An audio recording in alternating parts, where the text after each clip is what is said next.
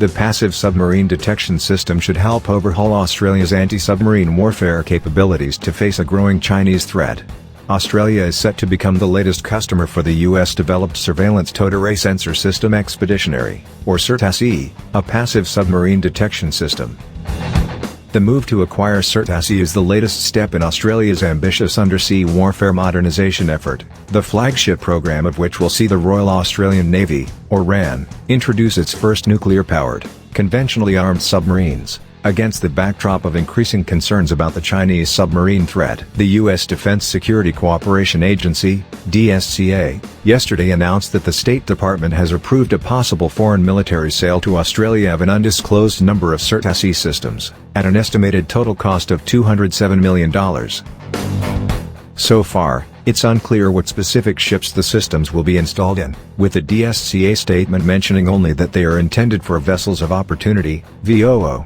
However, SURTASS-E was always intended to be packaged in standardized shipping containers, or ISO vans, which can be readily installed on various suitable ships, as required.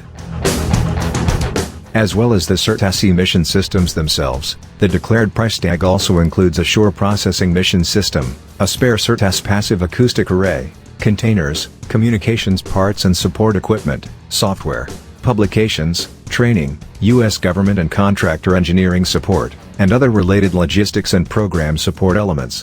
Lockheed Martin will be the primary contractor for the program. The original SURTASS system was developed during the Cold War. It comprises ship-towed passive and active sonar arrays and provides long-range detection of submarines and cueing for tactical weapons platforms or other vessels of interest, according to the U.S. Navy. The U.S. Navy's SURTASS was updated in the late 1980s to include a low-frequency active, LFA, sonar capability, which provides an active adjunct capability for IUSS, integrated underwater surveillance system, passive and tactical sensors to assist in countering the quieter diesel and nuclear threats of the 1990s and beyond, according to the service. The LFA is especially useful for detecting slow-moving quiet threats in littoral waters. Originally fielded by the U.S. Navy on its Stalwart-class ocean surveillance ships, SURTASS was then switched to multiple different catamaran-style vessels with the introduction of the LFA upgrade.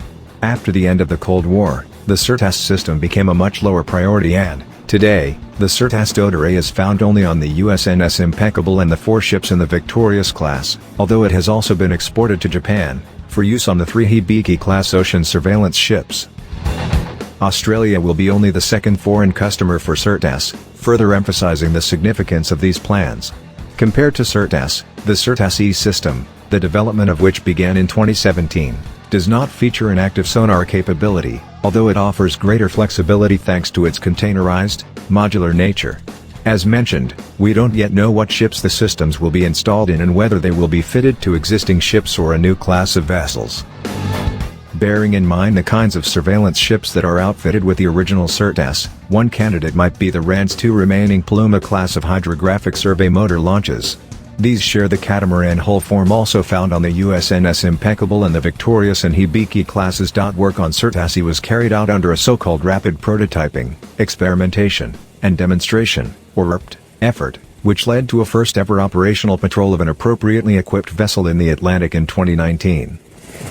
Since work on the SURTASS-E began, the U.S. Navy has also embarked on developing a new, more rapidly deployable, fixed, persistent, deep-water active anti-submarine surveillance system. This is known as the Affordable Mobile Anti-Submarine Warfare Surveillance System, or AMAS, and you can read more about it here. For the Royal Australian Navy, or RAN, the SURTASS-E promises to enhance the service's ability to detect and track submarines, also at extended ranges, including the advanced new submarine designs coming from China. This proposed sale will support the foreign policy and national security objectives of the United States, the DSCA declares.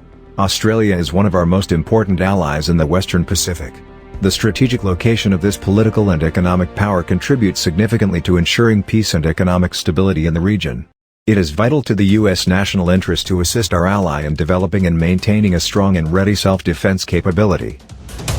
More specifically, the DCSA states that the proposed sale of SURTASS-E will improve Australia's capability to meet current and future maritime threats by providing tactical platforms with the detection and cueing of enemy submarines.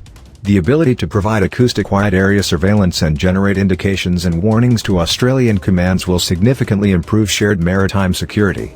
Australia will have no difficulty absorbing this equipment into its armed forces. The fact that the planned Australian deal will bring more SURTASS systems to the Asia-Pacific region will clearly bring benefits to US and other allied anti-submarine capabilities. 2. While the ability to potentially deploy these systems on different vessels will only help with coverage and being able to deploy them with greater flexibility and unpredictability. The growing submarine threat posed by both China and Russia is something that US officials have been very vocal about. Both countries are working to expand their submarine fleets and are developing more advanced nuclear-powered and diesel-electric designs that are quieter and therefore harder to detect. For Australia, the threat posed by Chinese submarines, and the expanding size and capabilities of the People's Liberation Army Navy, PLAN, more generally, is at the center of current military modernization initiatives. The nature of the Chinese maritime threat to Australia has been made more manifest in recent times, with high-profile incidents both close to the Australian coast and in the hotly contested South China Sea. In May last year, Australian officials reacted angrily to the appearance of a planned intelligence-gathering vessel off the coast of Australia.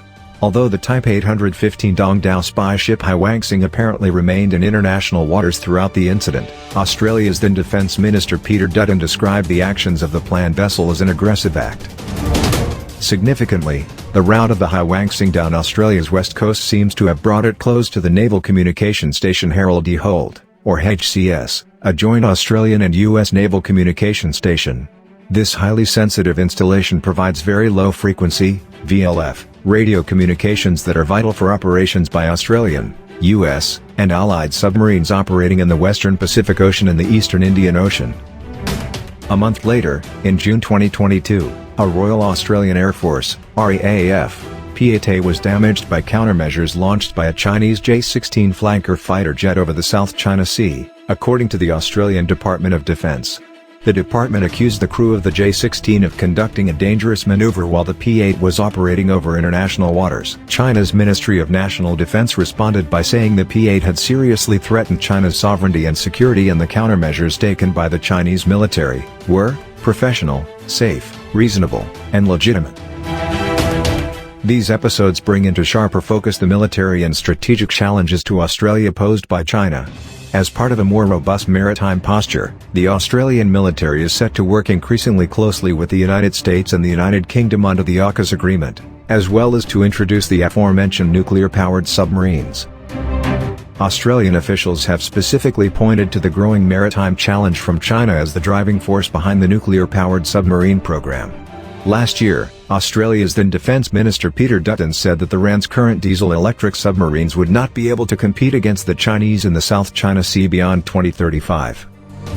As well as these submarines, Australia is also working on developing extra-large drone submarines and, late last year, unveiled the Ghost Shark testbed that will help inform these future designs.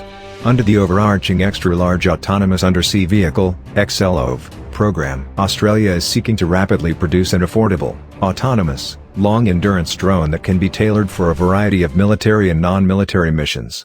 Ultimately, drone submarines are expected to undertake dull, dirty, and dangerous missions in support of crewed submarines. However, advanced, hunter-killer submarines are only as effective as the targeting information available to them.